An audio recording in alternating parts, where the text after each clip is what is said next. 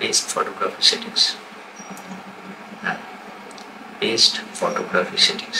আজকে আলোচনাটার বিষয় হচ্ছে ফটোগ্রাফির জন্য কোন সেটিংসটা বেস্ট।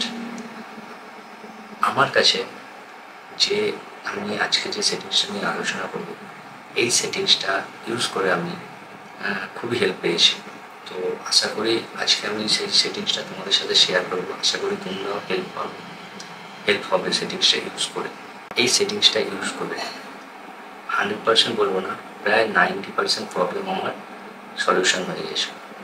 তো আশা করি তোমরা ইউজ করলে তোমাদের অনেকটাই হেল্প হবে এই সেটিংসটাতে। বিশেষ করে যারা ওয়েডিং ফটোগ্রাফি করছে তাদের জন্য খুবই হেল্পফুল এই সেটিংসটা। তো ভিডিওটা যদি ভালো লাগে অবশ্যই একটা লাইক, শেয়ার আর সাবস্ক্রাইব করে দিন। তো দেরি না করে সেটিংসটা নিয়ে আলোচনা করা যাক।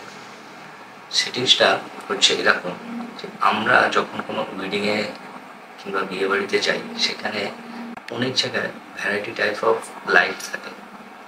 যেখানে বউ বসছে সেখানে এক ধরনের লাইট, যেখানে বর বসে সেখানে এক ধরনের লাইট, কিংবা যেখানে বিয়ে হচ্ছে সেখানে আরেক ধরনের লাইট।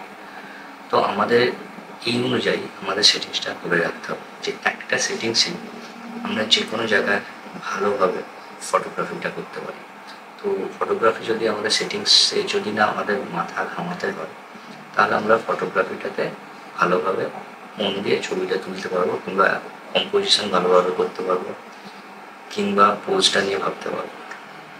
তো সেটিংসটা হচ্ছে এরকম, আমরা যখনই বিয়ে বাড়িতে গিয়ে যে লাইটগুলো দেখবো, তো আমাদের সেখানে ফার্স্ট কাজ করতে হবে সব থেকে ডার্কেস্ট পজিশনটা, ডার্কেস্ট লাইটটা যেটা থাকবে, ডার্ক লাইটটা যেটা থাকবে, মানে যে জায়গাটায় সব থেকে বেশি কম লাইট থাকবে। বিয়ে বাড়ি যেখানে আমি ছবি তুলবো, ধরো বউ যেখানে বসছে সেখানে হয়তো কম লাইট আছে, কিংবা বিয়ে যেখানে হচ্ছে মণ্ডপে, তো সেখানে কম লাইট আছে। তো সেইখানে গিয়ে ফার্স্ট অফ অল আমাদের সেই জায়গায় কয়েকটা ছবি তুলে দেখে নিতে হবে ওই জায়গায় কতটা আইএসও ক্যামেরা ইউজ করছে।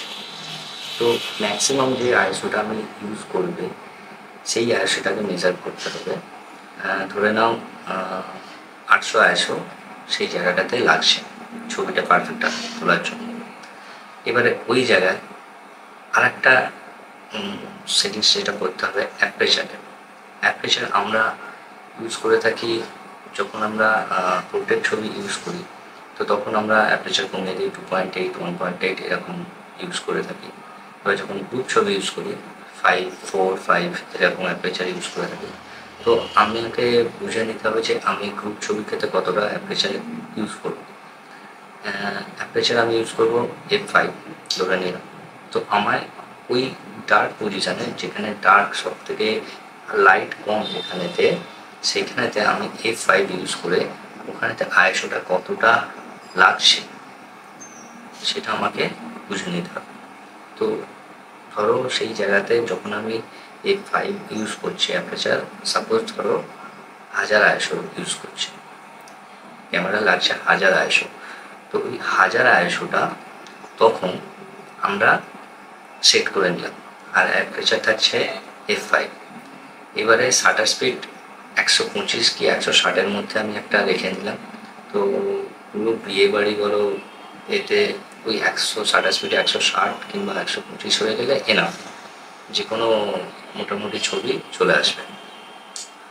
তো এবারে অ্যাপারচার ফিক্স হয়ে গেল, আইএসও জেনে গেলাম 1000 লাগছে সব থেকে অন্ধকার যে পজিশনটাতে লাইট সেখানে সব থেকে বেশি কম। এবারে আমরা সেটিংসে ঢুকবো। সেটিংসে গিয়ে আমরা যেখানে অটো আইএসও আছে সেখানে ম্যাক্সিমাম আইএসওটা আমার 1000 করে দিতে হবে, আর মিনিমাম আইএসও তোমার ক্যামেরা সব থেকে কম যে আইএসও আছে সেটা ইউজ করে দিতে হবে। মানে ম্যাক্সিমাম আইএসও থাকছে 1000, আর মিনিমাম ধরো যদি তোমার ক্যামেরা 100 থাকে 100 কিংবা 50 থাকে 50। তো এই ক্ষেত্রে সুবিধাটা কি হবে, আর হচ্ছে সেটিংসে অটো আইএসওটাকে আমাদের অবশ্যই অন করে রাখতে হবে। তাহলে আমরা যখন ফটোগ্রাফিটা করব তখন আমাদের আর কোনো জিনিস নিয়ে ভাবতে হবে না, আমরা জাস্ট ক্লিক করে দেবো, কম্পোজিশন নিয়ে ভাববো, কি পোজ নিয়ে ভাববো ক্লায়েন্টে। তো সেটিংস নিয়ে কোনো ভাবার দরকার, তো যে কোনো পজিশানে গিয়ে আমরা সেই ফটোগ্রাফিটা করতে পারি। হ্যাঁ, যদি অ্যাপারেচার চেঞ্জ করতে হয়, অ্যাপারেচার চেঞ্জ করে অটো আইএসও সেটা ম্যানেজ করে নেবে, কি শাটার স্পিড 160-এর মধ্যে রাখলে সেটাও করে নেবে। অ্যাপারেচার যদি F5 রাখি তখন আমার 1000 আইএসও পর্যন্ত নিয়ে নেবে। তোমার ক্যামেরার সব থেকে আইএসও কোনটা বেস্ট দেয়। তুমি যদি আইএসওটাকে বাড়াতে চাও, ম্যাক্সিমাম আইএসওটাকে তুমি 1500-ও করতে পারো, 2000-ও করতে পারো, কিন্তু 2000 করলে আইএসও মানে নয়েজ চলে আসবে বেশি। তো সেই ক্ষেত্রে এইসব জিনিসের কোনো দরকার নেই। তো ওইটা গিয়ে তোমরা মেজার করে নিলে আমার মনে হয় সব থেকে বেস্ট হবে এই সেটিংসটাতে। আমি এই সেটিংসটা ইউজ করে প্রায় 90% আমার প্রবলেম সলিউশন হয়ে গেছে।